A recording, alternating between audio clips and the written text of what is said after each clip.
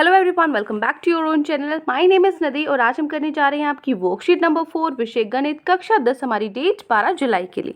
तो चलिए शुरू करते हैं। आज हम पढ़ेंगे त्रिभुज के बारे में। ठीक है, देखो आज का जो हमारा टॉपिक है वो है स्थिरांक समता। वैसे तो हम ये पहले भी कर चुके हैं, पिछली क्लास में भी इसके बारे में अच्छे से पता है हमें, लेकिन एक बार उसके जो कुछ नियम है वो फिर से रिवाइज कर लेते हैं। ठीक है ना। कब होती है त्रिभुजों में स्थिरांक समता? देखिए सब 4 तरह की होती है ना। कौन सी? SAS स्थिरांक समता। S मतलब क्या होता है? साइड। ठीक है, साइड मतलब भुजा। A मतलब होता है एंगल, एंगल मतलब कोण, और S भी दोबारा से क्या होगी? भुजा। SAS मतलब दो भुजाएं हैं और एक कोण है हमारा।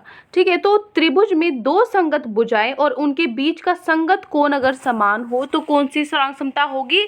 SAS। ठीक है, उसके बाद है SSS। इसका देखो मतलब क्या है, जैसे SSS मतलब तीन भुजा है। ये दो त्रिभुजों में तीन संगत भुजाएं अगर समान हो, मतलब एक तरीके से एक ये है और एक ये है, ये दो आपके त्रिभुज है। इनकी ये वाली भुजा बराबर है, ये वाली भुजा बराबर और ये वाली भुजा बराबर है, मतलब तीनों भुजा बराबर है। तीनों भुजा बराबर है, इसका मतलब क्या हुआ? ये दोनों जो त्रिभुज है ये स्थिरांक सम हुए। मतलब क्या हुआ? ये आकार में भी और इनका जो साइज है वो भी बिल्कुल सेम है। ठीक है ना, एक तरह से बिल्कुल सेम ये ट्राइंगल हो गए, बिल्कुल सेम त्रिभुज हो गए। ठीक है, कौन सी प्रॉपर्टी से, कौन सी विशेषता से? SSS, भुजा भुजा भुजा से। ठीक है, उसके बाद है ASA मतलब दो कोण और एक भुजा। ठीक है, दो त्रिभुज में दो संगत कोण और उनके बीच की एक संगत भुजा। जो दो कोण बराबर है, जो ये दो कोण बराबर है, यही वाली भुजा अगर बराबर होगी दूसरे वाले, जैसे इसमें ये वाले हैं, इसके ये जो कोण बराबर है, इसकी ये भुजा और इसकी ये भुजा, जब आपस में संगत कोण बराबर होंगे तभी क्या होगा? ASA स्थिरांक समता। ठीक है, और RHS मतलब आपका एक कोण क्या होगा? 90 डिग्री का होगा। इस एक कोण में से एक तो आपकी क्या होगी? जो कर्ण है वो, और एक इन दोनों भुजाओं में से कोई सा भी, या फिर ये दूसरे त्रिभुज के बराबर होगी तो क्या होगा? RHS स्थिरांक समता होगी। ठीक है, अब देखिए मध्य बिंदु क्या है? मध्य बिंदु प्रेम में क्या है? ये बहुत इंपॉर्टेंट थ्योरम है। इसमें क्या होगा? मान लीजिए आपके पास एक त्रिभुज है ABC। इस ABC में E जो है, E और F क्या है? भुजाओं AB और AC के मध्य बिंदु है। मतलब A का जो मध्य बिंदु है, जो बीच वाला बिंदु है वो E है और AC का मध्य बिंदु F है। ठीक है, इस पूरी का मतलब ये दोनों बराबर है और ये दोनों बराबर हैं। अगर ऐसा दिया जाए कि दो मध्य बिंदु आपको दिए जाएं तो क्या होगा? अगर आप इस मध्य बिंदु को मिला देते हो तो ये और ये आपस में क्या होंगे? पैरेलल होंगे। ठीक है, मतलब क्या होंगे? यहाँ पे ये और ये आपस में कभी मिलेंगे नहीं। ठीक है ना। आप देखिए नेक्स्ट पे चलते हैं।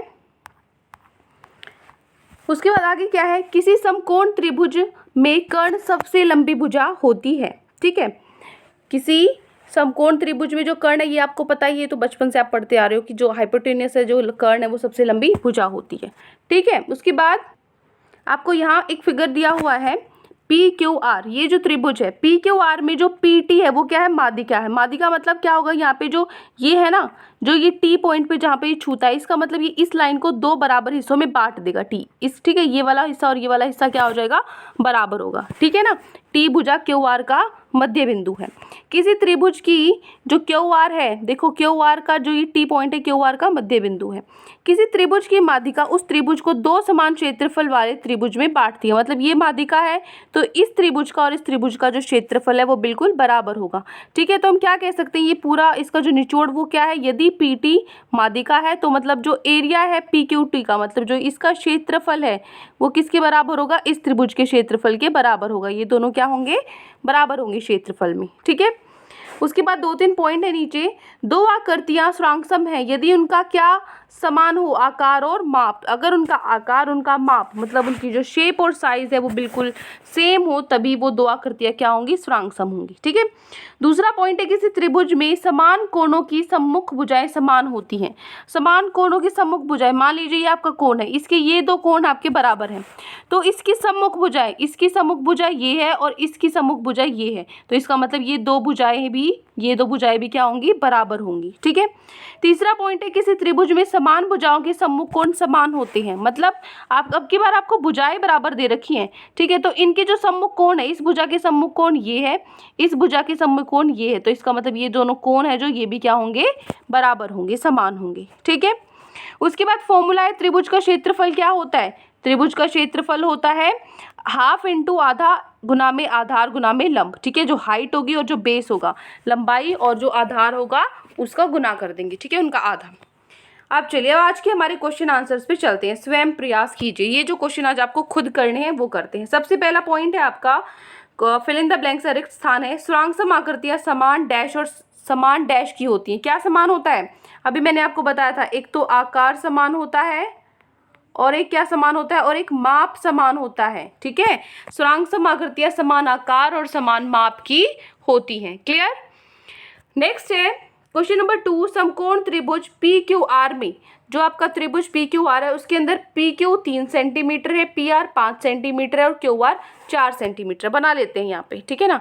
पी क्यू 3 है, ठीक है, पी आर 5 है और क्यू आर 4 सेंटीमीटर। तो आपको दर्शाना है कि जो पी क्यू का वर्ग है, पी क्यू का वर्ग प्लस में क्यू आर का वर्ग किसके बराबर है? पी आर के वर्ग के बराबर। मतलब जो पाइथागोरस प्रमेय है ना वो आपको प्रूव करके दिखाना है, ठीक है। प्रूव कर लेते हैं। देखिए ये है आपका पहले का मैंने लिखा हुआ आंसर यहाँ पे आकार और माप आएगा, ठीक है। ये मैंने वहीं फिल करा दिया था। सेकंड देखो, अब ये कितना था? ये 3 था, ये 4 था, ये 5 था। तो देखो ये हमें प्रूव करना है, तो इसके अंदर वैल्यू पुट कर दो। पी आर कितना है? पी आर हमारा है 5, तो 5 का वर्ग। पी क्यू कितना है? 3 का वर्ग। क्यू आर कितना है? 4 का वर्ग, ठीक है। तो 3 का स्क्वायर 9, 4 का वर्ग 16, 9 और 16 कितने होते हैं? 25, और 5 का वर्ग भी तो 25 ही होता है। दोनों बराबर आ गई, ठीक है। जो लेफ्ट हैंड साइड है वो किसके बराबर आ गई? राइट हैंड साइड के बराबर आ गई, ठीक है। इसका मतलब सिद्ध हो गया, हैंस प्रूव्ड, अति सिद्धम, ठीक है। तो ये हो गया क्वेश्चन नंबर 2, बिल्कुल छोटा सा था। चलिए प्रश्न नंबर 3 है आपका, दी गई आकृति में, ये जो आपको आकृति दी गई है इसके अंदर जो ई है ना, ये वाला जो पॉइंट है ये एक्स वाई का मध्य बिंदु है, ठीक है। मतलब इसको 2 बराबर हिस्सों में बांटता है, ठीक है। और जो ई एफ है वो क्या है? समानांतर है किसका? वाई जेड का, पैरेलल है इसके, ठीक है। मतलब ये कभी आपस में मिलेंगे नहीं, समानांतर है। तो यदि आपको एक्स जेड, ये पूरा एक्स जेड आपको 7 सेंटीमीटर दिया है, तो आपको एक्स एफ निकालना है, ये आपको निकालना है। मतलब आधा हिस्सा, सिर्फ इतना हिस्सा आपको निकालना है, निकल जाएगा, बिल्कुल आसान है। देखिए प्रश्न नंबर 3 है ये आपका, ठीक है। ये है प्रश्न नंबर 3, ये आपको आपके पास फिगर दी है, तो आप पहले लिखोगे दिया क्या है? दिया है हमें ई एफ और जो वाई जेड है समानांतर है, ठीक है। और दूसरा पॉइंट लिखा है कि जो ई है वो एक्स वाई का मध्य बिंदु है, ठीक है। तो ज्ञात क्या करना है? एक्स एफ मुझे ज्ञात करना है, ठीक है। तो देखो क्या करेंगे हम, यहाँ लिखोगे आप देयरफॉर एफ जो है, एफ क्या है? इन दोनों के हिसाब से जो एफ है वो क्या है? एक्स जेड का मध्य बिंदु है। क्यों मध्य बिंदु? मध्य बिंदु प्रमेय द्वारा, क्योंकि ये दो समानांतर है और ये मध्य बिंदु, ये समानांतर कब होते हैं? जब ये दोनों मध्य बिंदु को हम मिला देते हैं, ठीक है। तो मध्य बिंदु प्रमेय द्वारा आप लिखोगे एफ है एक्स जेड का मध्य बिंदु है। मध्य बिंदु है तो ये इसका तो ये दोनों आधे आधे बढ़ जाएंगे, ये पूरा 7 है तो एक्स जेड का आधा क्या हो जाएगा? एक्स एफ हो जाएगा। एक्स एफ क्या हो जाएगा? एक्स जेड का आधा। एक्स जेड क्या है? 7 है, 7 का आधा कितना हो जाएगा? 3.5 सेंटीमीटर। ये आपका आंसर हो गया, ठीक है।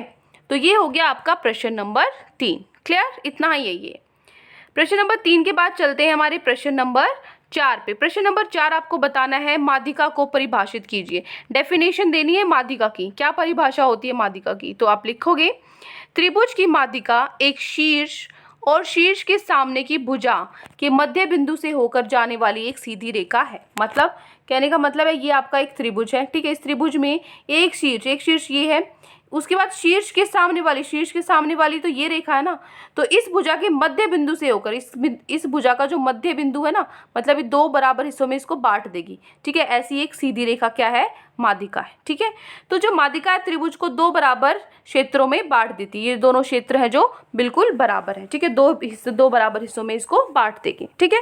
तो ये हो गई डेफिनेशन किसकी? माध्यिका की। तो ये 4 प्रश्न आज आपकी वर्कशीट में आपको दिए गए थे। आई होप आपको अच्छे से समझ में आ गई है। कोई भी डाउट है किसी भी क्वेश्चन में, पूरी वर्कशीट में, तो कमेंट सेक्शन में आप मुझे बता सकते हैं।